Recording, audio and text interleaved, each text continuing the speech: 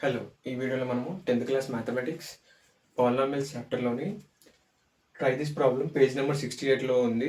ఈ టూ ప్రాబ్లమ్స్ని డిస్కస్ చేయబోతున్నాము. ఇక్కడ క్వశ్చన్ ఏంటంటే find a quadratic polynomial with zeros -2 and 1/3.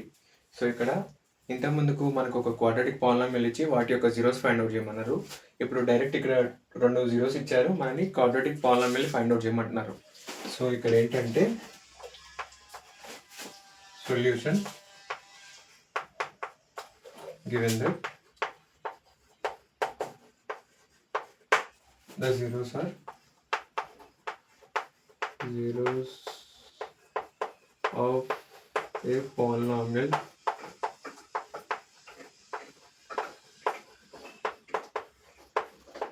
is ఏంటంటే -2, 1/3. సో ఇక్కడ నేను alpha equal to -2, beta equal to 1/3 అని అసైన్ చేస్తున్నాను. సో ఇప్పుడు మనకు పాలినామియల్ ఈక్వేషన్ ఫైండ్ అవుట్ చేయాలంటే మనకి ఏంటంటే ఇక్కడ ఒక చిన్న ఫార్ములా లాంటిది అనుకోండి. x² - x into alpha plus beta plus alpha beta equal to 0. So ఇక్కడ ఏంటంటే ఫస్ట్ మనకు ఈ ఆల్ఫా ప్లస్ బీటా ఫస్ట్ వీటిని సమ్ చేస్తాను. Alpha plus beta equal to -2 plus 1/3. So 3 2 6 plus 1/3 -5/3. So alpha plus beta equal to -5/3. అదేవిధంగా ఇప్పుడు alpha beta కదా, alpha beta equal to alpha value -2, beta value ఎంత అంటే 1/3.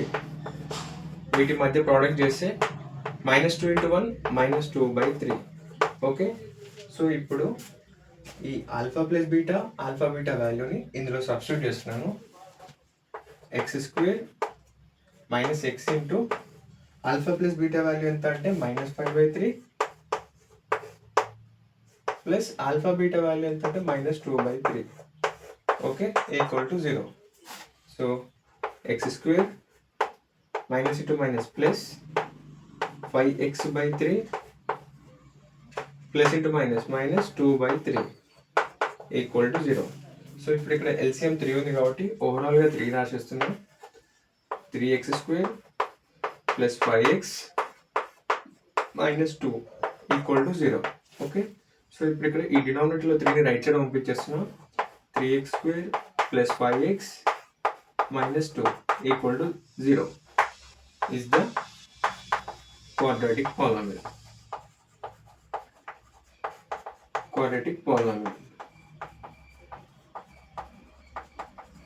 ఓకే, ఏమైనా డౌట్స్ ఉంటే comment చేయండి. ఇక్కడ ఏంటంటే మనకు ఒక టూ రూట్స్ ఇచ్చారు. ఆ రూట్స్ నుంచి మనము ఆల్ఫా బీటా వాల్యూని ఆ రూట్స్కి ఆల్ఫా బీటాని అసైన్ చేసుకొని మనం క్వాడ్రాటిక్ ఈక్వేషన్ని ఫైండ్ అవుట్ చేసినాం. Okay, done. ఇప్పుడు నెక్స్ట్ ప్రాబ్లం చేద్దాము. రెండింటి మధ్య డిఫరెన్స్ ఏందో మనకు అర్థమవుతుంది. What is the quadratic polynomial the sum of whose zeros is -3/2 and the product of the zeros is -1. So ఇక్కడ సెకండ్ వన్ సొల్యూషన్ ఏంటంటే given sum of whose zeros is -3/2 and product